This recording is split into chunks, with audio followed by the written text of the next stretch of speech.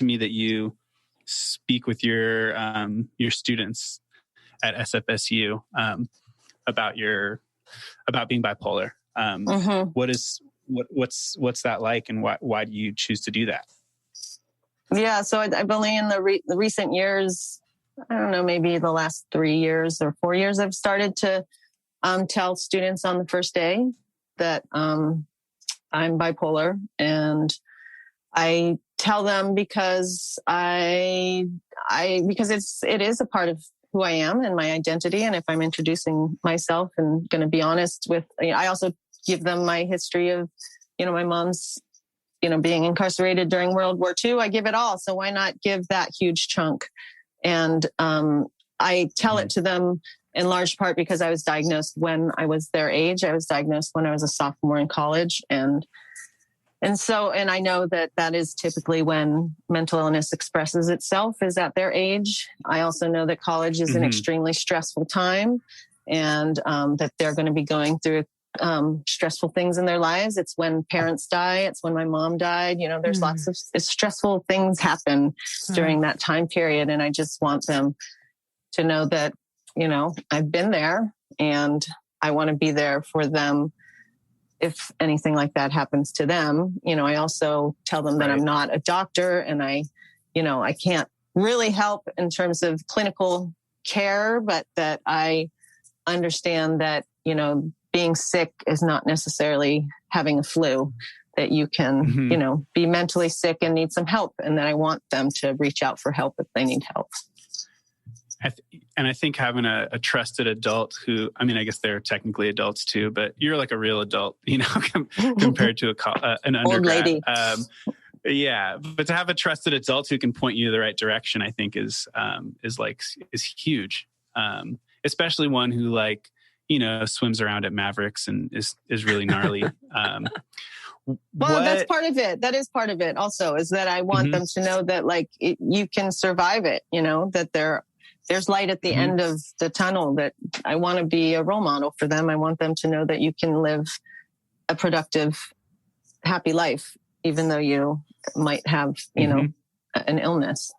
I think that's really important that I think that's great that you're sharing it with them. Whether they have that within them or in their family or friends, there's that awareness that everyone's got something else going on. And I think that is so important to have that awareness, to know that it exists, and just to talk about it in the open like that really is the first step, I think, to addressing the stigma, that it's okay, it's just something we manage and deal with. And there's, medicine and therapy and activities, and there's just different ways to approach it. And it's not the end all be all. It's just part of the picture. Yeah. And it's also, the majority of my students are people of color. And so it's, most traditionally those communities don't talk about mental illness, and so I know because the students, tell me after class, come up immediately after class or at some point and they thank me. Yeah. Cause nobody in their family, they will talk about it or even believes it is a thing, right? Kind of to circle back with what you're saying, Matt, about these kind of countercultures, the counterculture,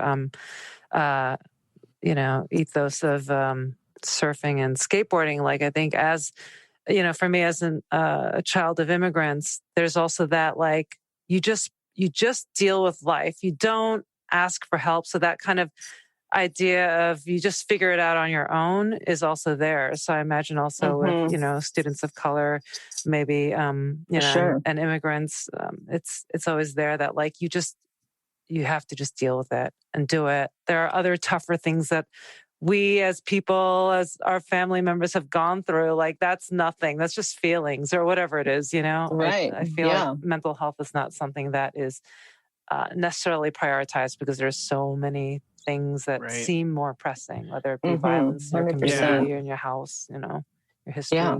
I think there's also a really, this idea of it stays within the family, whatever's going on, it gets dealt with within the family, and we're not going to bring in some other person. And that comes from a place that mistrust, I think, comes from people's lived experiences. Sachi, the story you just told is of a clinician not being trustworthy. And, there's, I don't know, we could go into that, but people mistrust therapists and doctors sometimes for good reason. Right.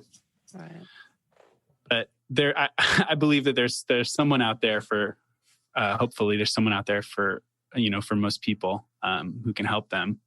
I want to ask one more question, and then we're going to move into some listener questions. You kind of touched on this, Karen, a little bit, but Sachi, you shared with me in a conversation we had recently your bumper theory about. Can you just explain your bumper theory of mental health? I thought it was really good. Yeah. I also want to.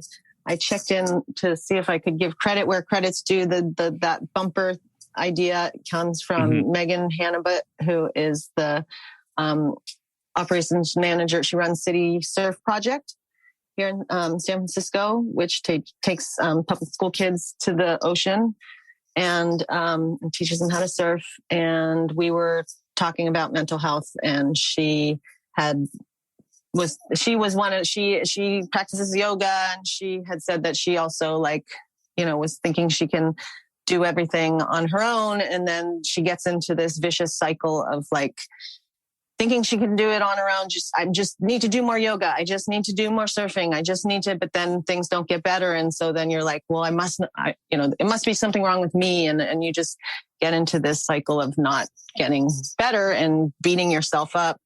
And, that she realized that, the yoga is one bumper, surfing is one bumper, and meds is another bumper that she was not using at the time.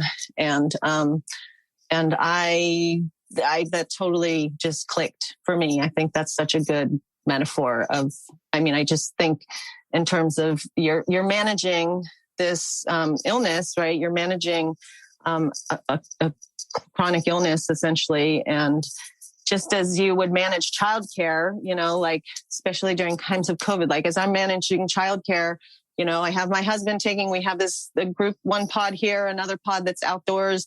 We have all these people and things to help us take care of our child. So why would you get rid of the babysitter if you don't have to, why would you? It's just about managing something. So why not have all the resources that you can, I think personally. And so I do think that meds is one that is usually the first off the table or never even gets a chance to be on the table.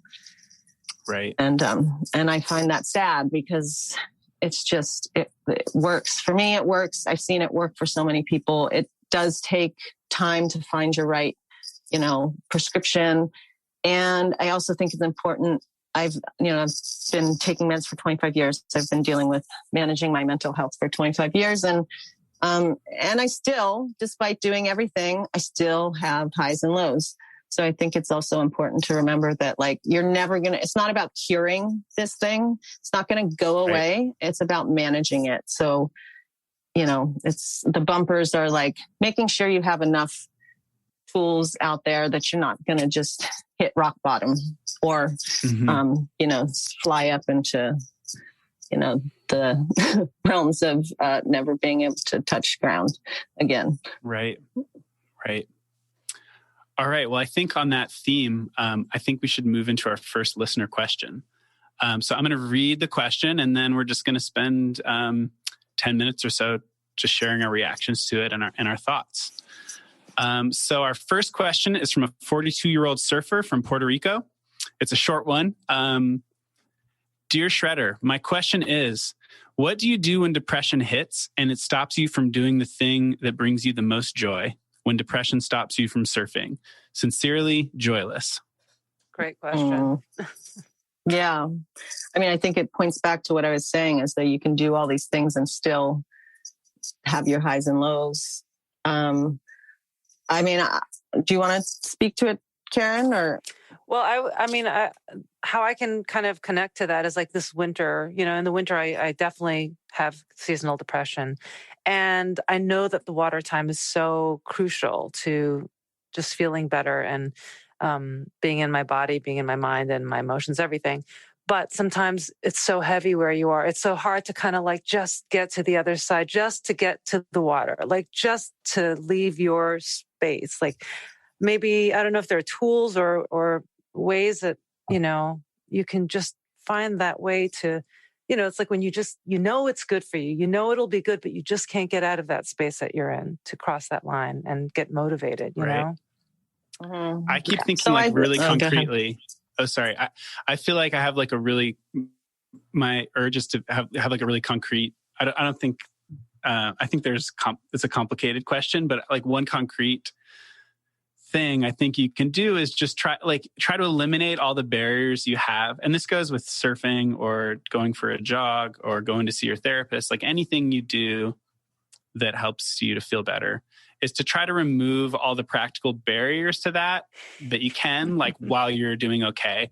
So if you're doing okay the night before, like, and you're a winter surfer in New York, I know what I always do is like I put my wetsuit, my booties, my gloves, my water bottle, my breakfast, everything in a bag, and get my surfboard down from the loft, and I like. And then it snows 3 feet. Yeah, yeah. I got my snow shovel, but my shovel's by the door.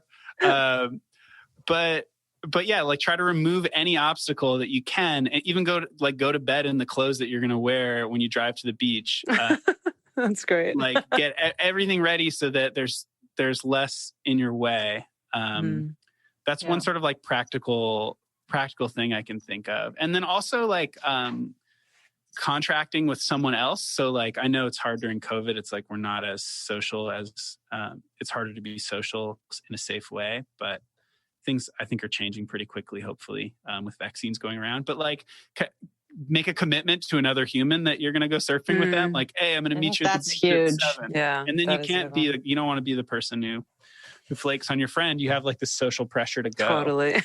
Yeah. And I also think you got to just go even when it's shitty, like especially in New York, but yeah, for sure. And in San Francisco, like just go, even if like get a surf mat and then you can surf whenever the waves suck, or like become a photographer and then you can shoot photos if the waves are whatever aren't surfable for you in that moment. But find other ways to like engage with the ocean.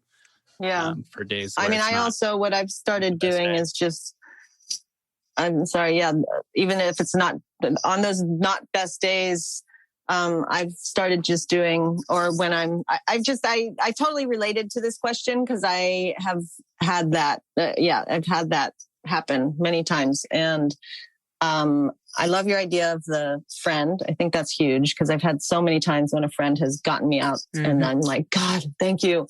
And then you feel better. I've started doing cold water plunges because it's also just like, oh, I don't want to put on my wetsuit. I want to run. It's like blowing wind, super windy, cold outside. But I just run in the water. Like literally all you do is dunk your whole body in the water and come out and you feel like $1 million. Like it really is helpful. And then, I also think it's important to find, more than one thing that makes you happy. Again, it's to this managing the,